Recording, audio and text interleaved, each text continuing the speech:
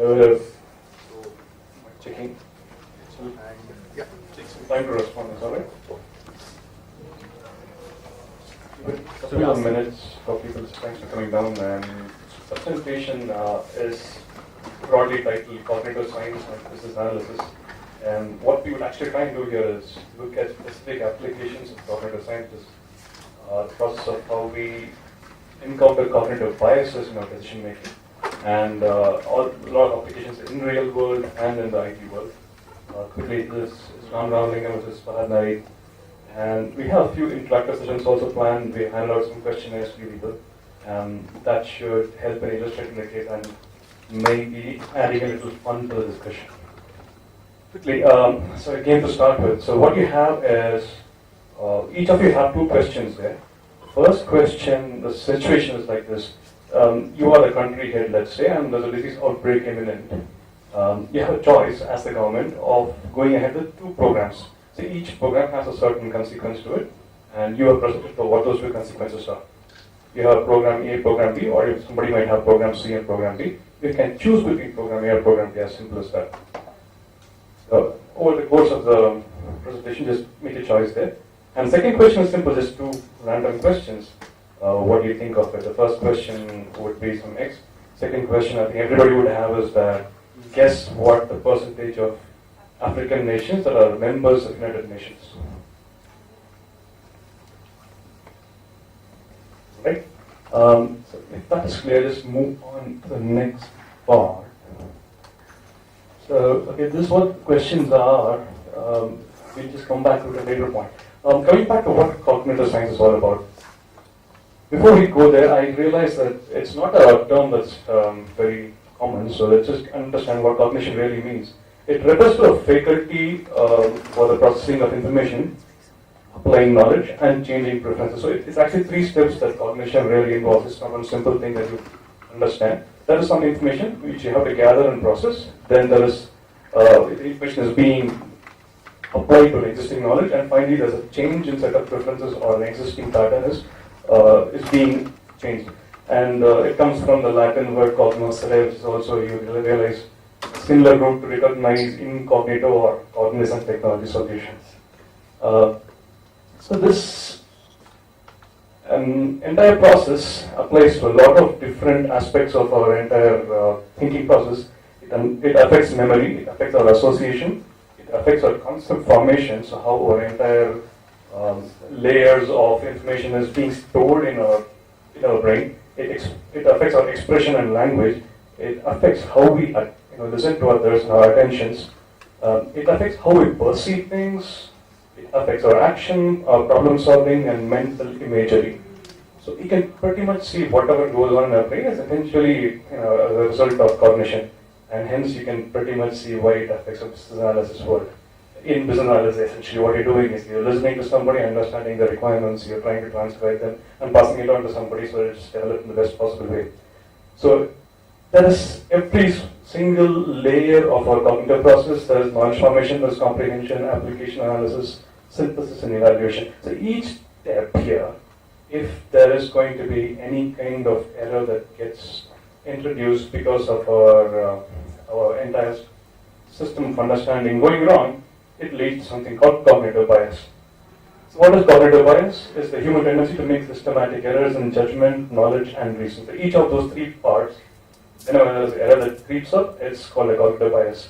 Such biases can result from information processing shortcuts called heuristics, which essentially is we base our judgment based on experience rather than how data available. They include errors in statistical judgment, social attribution, and memory errors, which is like all possible ways in which you can encounter cognitive bias. So broadly speaking, it's somewhere between economics, science, and psychology. All three can come together in creating what a cognitive bias is all about. A little history towards how this started off. The pioneers or the people who actually started off the entire concept of cognitive bias is somebody called Daniel Kahneman and Amos Tversky.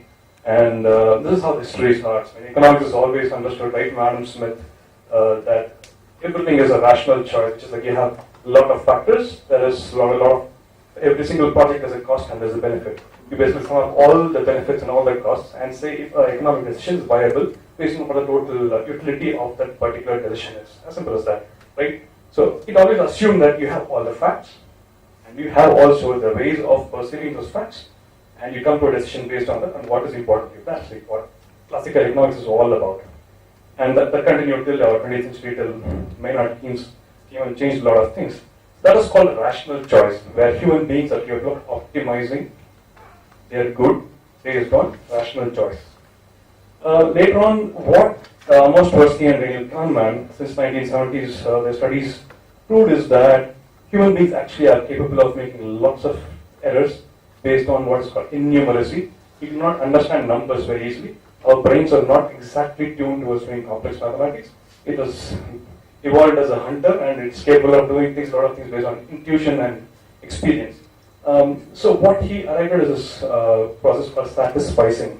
It is not optimizing anymore. You satisfy based on a bunch of conditions what you intuitively think is most likely to be the best outcome for you.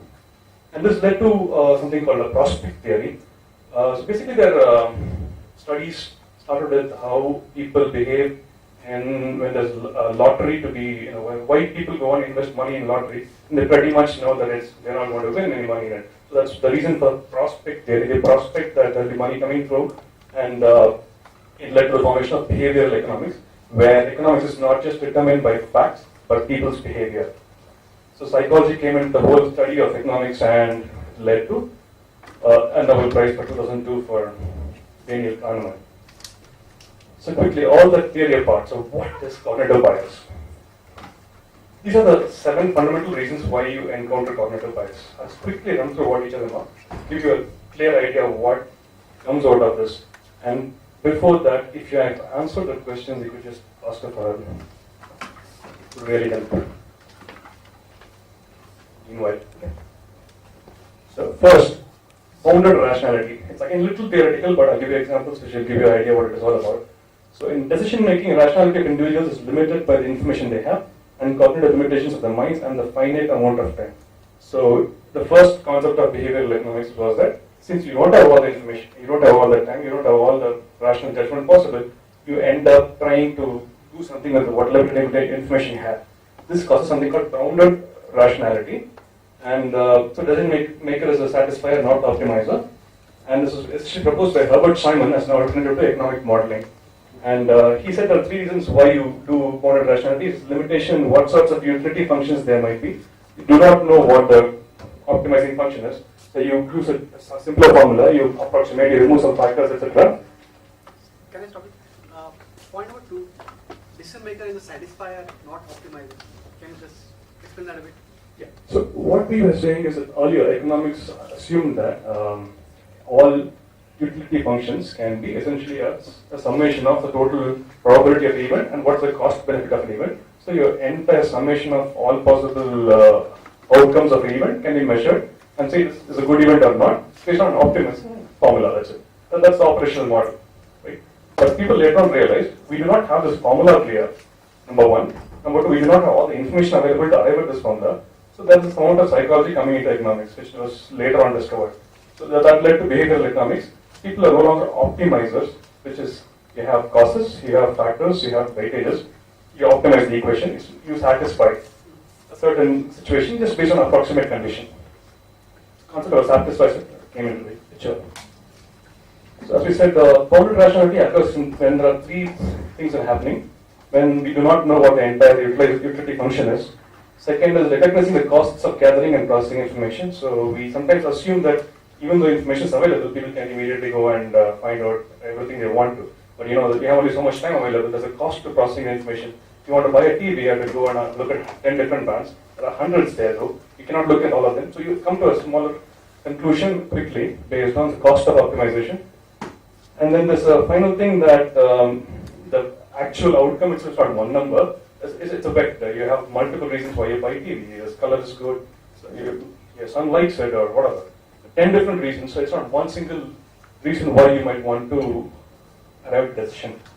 So simple examples of bounded rationality is something called anchoring effect, where if you have lots of data, one data is so important to you, like you see a color TV, it's an awesome picture, so you just buy it.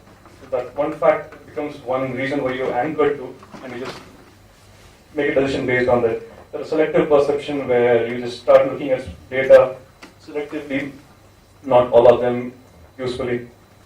Second example of what a cognitive bias is attribute substitution. When making a judgment that is computationally complex, we tend to substitute a more easily calculated heuristic attribute. Last time what we looked at is that people do not use all the information available, or they do not know how to optimize it. Here, people don't even realize they're making an approximation. They have to come to a conclusion. They just use a shortcut based on certain experience. So when somebody asks you, what do you think is the probability of a person scoring 90% in the 12th standard? So you say, yeah, all my cousins have got 90%, so it's pretty easy. So you don't look at all the statistics. It's what is highest in your mind. Just make a shortcut out of that and arrive at a decision. That's one possible way in which you can look at. For example, number 3 there, it says, okay, again, 3 reasons why it happens. One is that a certain information is more accessible to you. For example, everybody in my family is tall, so everybody is tall, something like that. So that's top of your mind. So you easily substitute the attribute that actually should be there in decision making with something that's easier to access. So that's called priming, which is you get primed to a certain factor and you just stick to it. Third is the substitution is not detected and corrected by the system. So as I said, it's not something you do consciously. You just arrive at a shortcut. For example, if you had somebody told you a bat and ball together costs $1.1 and the bat costs $1 more than the ball, how much does the ball cost?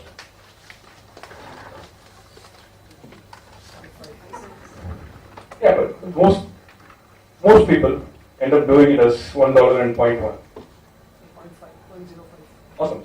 So you did not. Awesome. How many people actually did think it is 1 and 0.1? Brain thinks that way. I mean, there's $1.1 and $1 more than 0.1. You just use whatever numbers are available there. That's the quickest numbers available for you to make a decision based on. You might just add it up and say it's 1 and 0.1. That's an example of attribute substitution. And finally, another important thing is called dissonance reduction. I will not go through all of them. I'm just giving you an example of this. This is what leads to most of the biases. This is a very important concept that is actually used a lot in marketing, and people who want to say that advertisements should be in such a way, you create a brand in such a way that people's perception should be reinforced. You buy a car, the car is awesome, and later on you should not try and you ensure that the entire perception matches your earlier thought about it, and you reduce something called dissonance. So what is this all about? So dissonance is an uncomfortable feeling caused by holding conflicting ideas simultaneously. People have a natural tendency to not have conflicting ideas. I cannot think of somebody as good and bad simultaneously. Brain doesn't work that way. So we try to minimize this friction that can happen due to conflicting ideas, and that leads to something called cognitive dissonance. Simplest example is the Aesop's fable of the fox and the grape, where the fox tried to jump for the grape again and again. Since it could not, it thought the grape must be sour. So that's the sour grape example. So basically, try to justify saying that since the grape is sour, I didn't want to go for it anyway. Another awesome example is Benjamin Franklin effect. Benjamin Franklin once said that there was a very vociferous political opponent of his, and he actually won him over. How did he win over? He did not do any favors for him. He did not go and praise him. He did not try to make friendship with him. What he actually tried doing was he went and asked this guy, who is known to possess a very rare and a very curious book, that I would like to borrow your book. And so after a couple of weeks, when he goes back to return it, this guy is all happy and smiling. He's no longer his political opponent because he cannot think of the Benjamin Franklin as a bad guy who can like his book. He should either not like his book or he could be a nice guy. So after that point, when Benjamin Franklin goes on proudly saying how you can win over friends by reducing dissonance.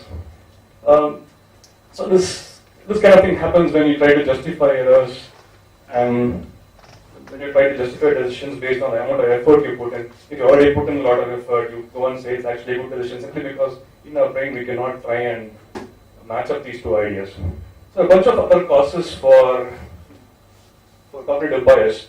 For example, introspective evaluation just thinks that you start thinking that you have understood everything when you might not have. It's basically a question of overconfidence. Heuristics is basing judgment based only on one's experience, not on data outside. Adaptive bias when you start optimizing only some of the costs, not all of the costs. For example, I mean, statistics people would understand as a type 1 error, type 2 error. In legal world, type 2 errors are more costly, and in the medical world, type 1 errors are more costly. So in some professions, you might actually excuse some errors. So your entire process might be tuned towards detecting only one type of errors and ignoring some other type of errors. So you're biased towards a certain possible outcomes. Then statistical misrepresentation. The earlier one is just not having a process that detects everything. The last thing, you know the word data, you know what the outcome is, but you're just using it for wrong conclusion. I mean, I think everybody knows it in our projects how we manipulate data to give the right result. That is statistical misrepresentation. A beautiful example of this is black swan theory, where until a long time people used to believe all swans are white just because they only saw white swans. I mean, and then somebody sees a black swan in Australia, and that's called the black swan effect, which Nissim Taleb writes about. And he says how people don't perceive risks; they just think that extreme events cannot happen. That's called statistical misrepresentation. We have some numbers there from the earlier game.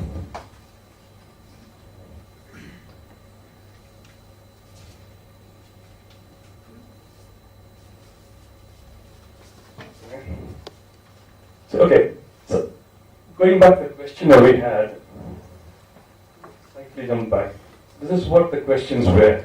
We had two sets of people there. The first set of people were asked, given two choices. Program A, 200 people, 600 people totally. The 200 people will be saved. And program B, that's not clear? Sorry. No. So program B, there's 1/3 probability that 600 people will be saved, and 2/3 probability that they will not be saved. These are the two options given to them. And most people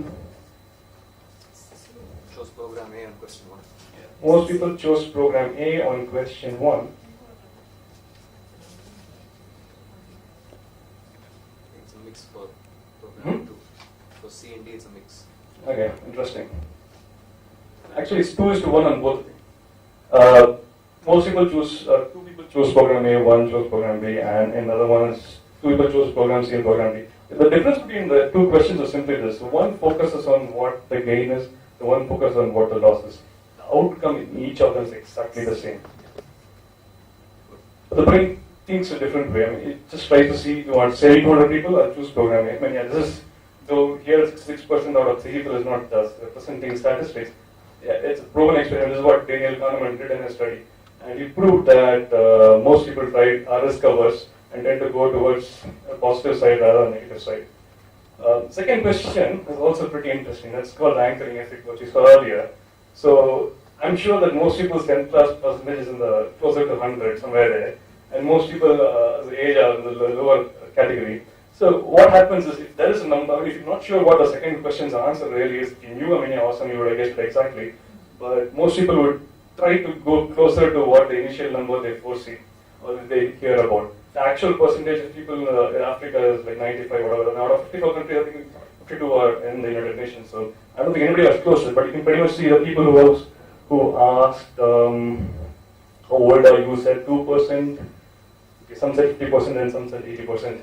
And the other case pretty much is 70%, 80%, 90%. That kind of goes to show how your numbers can be skewed towards something that's already in your perception. So if that gives you a vague idea of what we're talking about in terms of cognitive bias, Fahad will take over the second part of the presentation.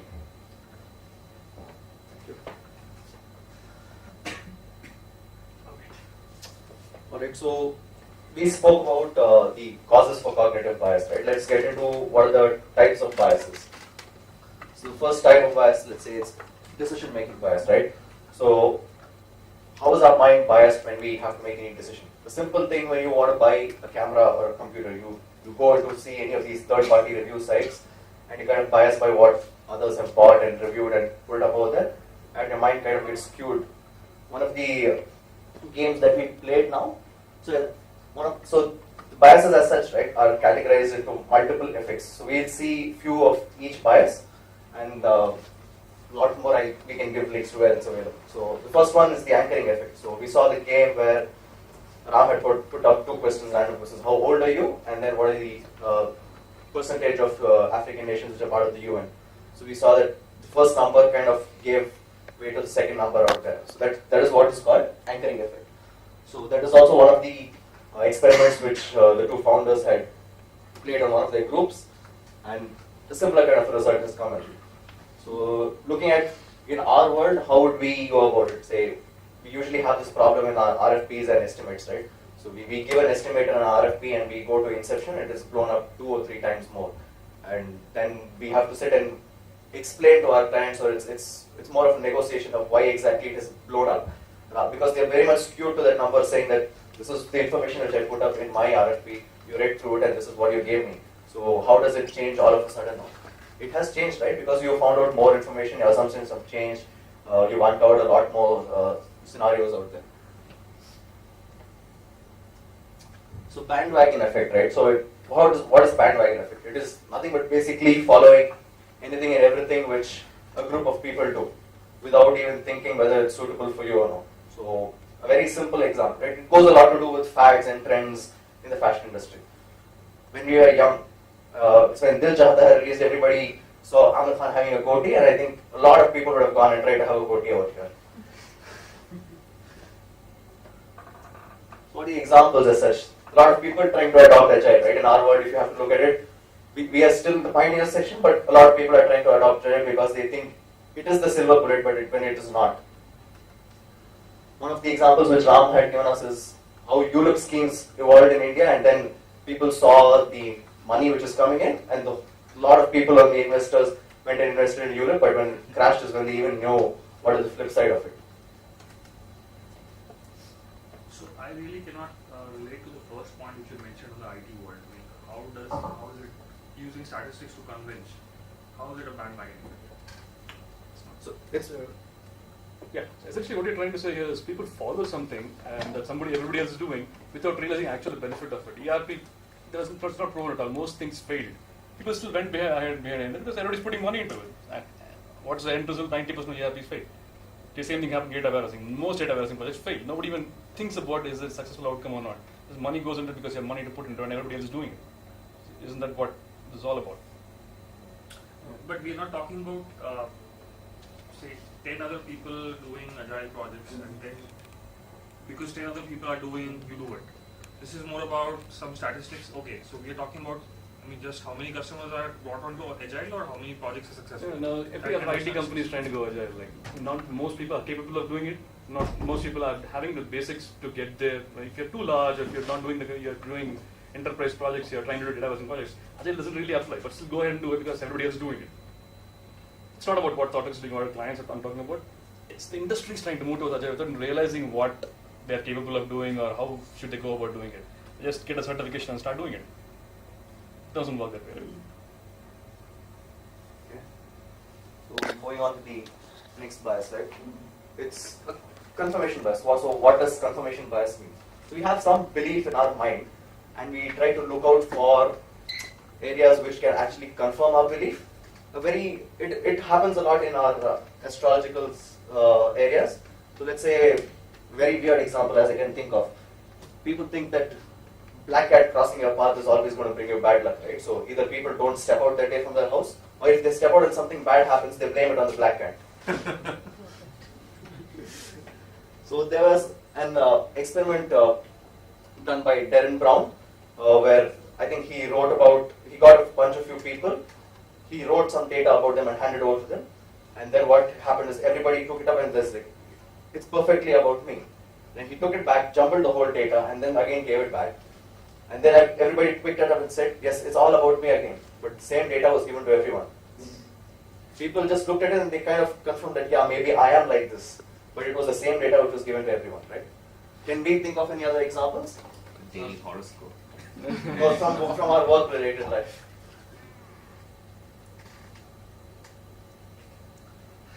If you're not confident enough, your review cycle could be like that. There's Mala. I know what you're giving a different kind of example, but let's say we are in an estimation session, maybe a raw velocity session or a normal estimation session. Do you think that when somebody, everybody should be throwing the number at the same time, if somebody throws a number prior end, does the rest of the group Get influenced. tries to conform to whatever number it is. I've never estimated in my life, so I'm a bad example, but I think that happens, right? A lot of people get biased saying, okay, he's probably putting a 2, he may be more experienced, so I just go with him. So would you put that under the confirmation bias? Yeah, I don't think so. I mean, it's like you probably already have a number in mind and you kind of justify towards it instead of trying to. It does happen sometimes, I guess. So that would be a confirmation. Okay. Moving on. Selective perception, right? So, if I ask you a question as to which actor can redefine all laws of gravity and all laws of Newton's law, so whom would you say? Rajinikanth, right? Why? Because we've always seen him doing it, but we never seen Harrison Ford or Rahul Bhatt doing it. It's there in our mind that we try to somehow or the other relate to those incidents and then bring it back to something. He's getting there, but he's not there yet. So, some of the inputs of selective perception is one of the things which I know is user testing, right? When we try to build a product for an external audience, I think Aditya will be able to give us a lot more examples, but customers try to ignore user testing or the actual users. They think that what they're building is probably perfect and it will help people solve their own problems. But eventually when it gets into usability testing, it brings out a lot more issues, right? And it gives them a different perspective.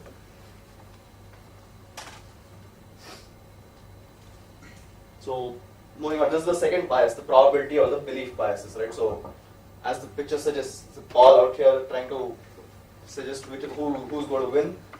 And these are all things which we are not very sure of, but we try to use probability to get to a conclusion out here.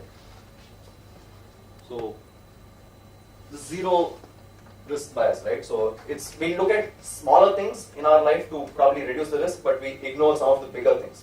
So, if you look at an example, when somebody is developing a story, they probably try to pinpoint a lot of these edge case scenarios and they want to cover that, try to make a system foolproof. But eventually, the story would have been trying to cover the happy part. But we've got into innumerous amount of discussions, what do I do when it happens, what do I do this. So we forget what was the actual context of it and we try to cover those smaller areas rather than achieving the bigger objective out here. Anything else which you want to add on to?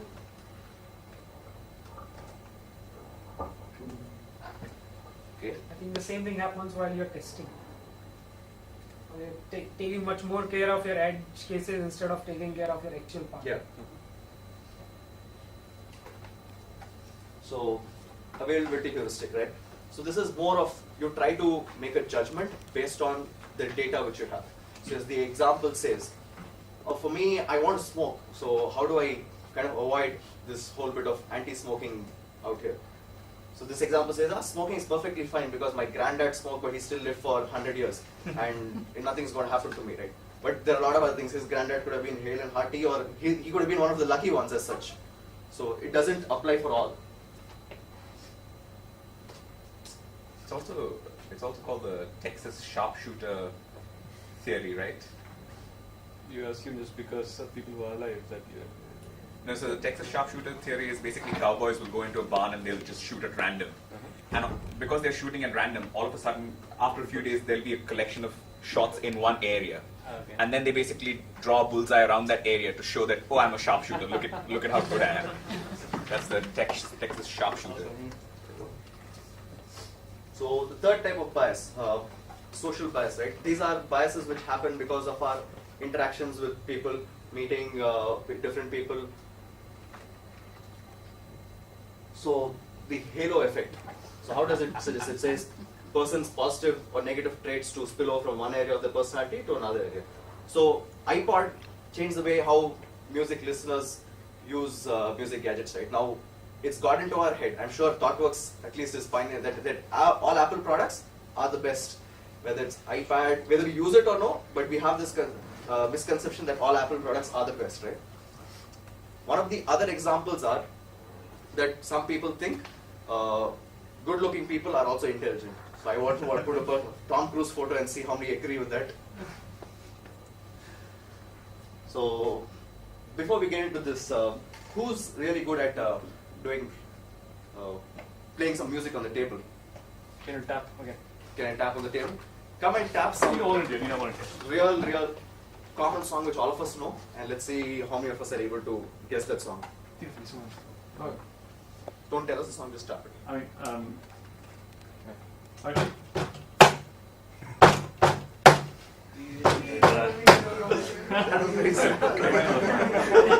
You failed the experiment.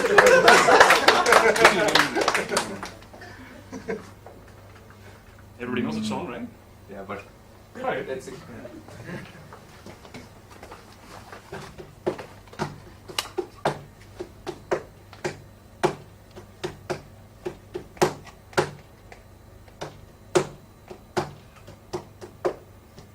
Okay. Hey, there's one guess Somebody else there. try to crack it?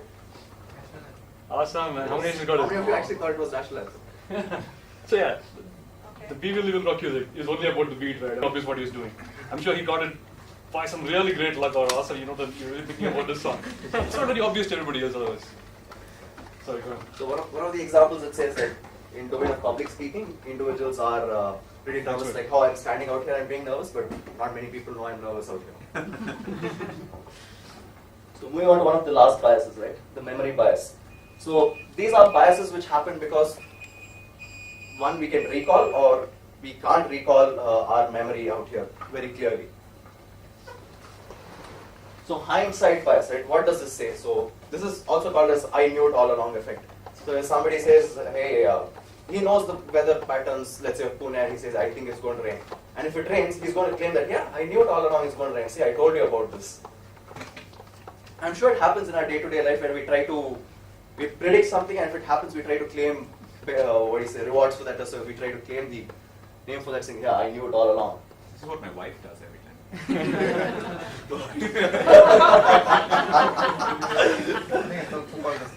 Yes, exactly. And more importantly, we sometimes end up going back and blaming each other for something that went wrong. That's where the consequences are a little more dangerous. And we often don't realize at that point in time, you don't have sufficient information to make a decision. But later on, it looks like, that's a pretty obvious thing to do. Why did you make a mistake? So it kind of helps to be aware that. I'm sure it happens in our day-to-day work life, right? When we don't accept to some of the decisions taken by our team or by our customers, and if it backfires, we will obviously go back and say, see, I told you a lot back, it was a bad decision, but sometimes we learn from our bad decisions as well. So, what does this say? Self-serving bias. So, I attribute my personal success to personal factors, but failures, I try to put it onto someone else. So, one of the examples that was given is, let's say there was an optometrist which had set up a paper for the students. So if most of the students had failed, and most of the students did not crack the test very well, so it came back and noted, hey, the instructor didn't teach us all this. It's not my problem that I didn't learn, but it's the instructor who didn't teach us all this, right? So it is a lot of things which happen, right? Blame game between two people. So devs blame stories change from BS side when something is happening because there will be an open question, you go back to your customer, you find out, and a lot of other things open up. Or the whole Kashmir effect which is going on. We always blame it on Pakistan, or Pakistan blames it back on us, and it's like a volleyball. Those are the things which we had on the biases. This was very experimental from my end. I just paired with Ram on this topic so that I can try to get something out of it, and I was struggling. We actually thought that we'll drop this topic because I was not able to make head or tail of it, and Ram had to sit with me and put it through. So that's why he's put this as Fahad discovered to master's contention, right? That I was not able to get this. But then putting a little bit of effort, I think we were able to kind of relate to it. So the whole thing is not what we can gain out of it, just to keep certain things at the back of our head in our work life and not to get biased. That is one of the intent of this presentation. Most cases, the idea simply is that it's not a very straightforward thing you can apply on your everyday life. There's a lot of theory involved there, lots of theory. So this would just give us an idea of what we actually experienced in our lives. I mean, basically for us especially, we could relate to some of the events earlier which would have been caused by these biases. Yeah, but then if you start looking forward, going forward, remembering this, we'll give better examples and be able to handle our biases better. So second thing is also that the important thing about biases is that most of them cannot be countered. By the nature of them, your decision process is imperfect. So the idea here is not trying to say, okay man, I'll go forward, everything will be perfect because I know what the biases are. It's simply the fact that you realize that some of these biases can happen, so you don't go back and look at the wrong causes for it or wrong reasons for it. So that's the primary idea behind these entire topics. And Ram also tells me that we'll come back next call. because we've just started, we move on to the next stage and we bring some more better data next time. Our whole information source was Wikipedia. Most of it. Some of them was your inputs. Thanks. Yes. So, thanks.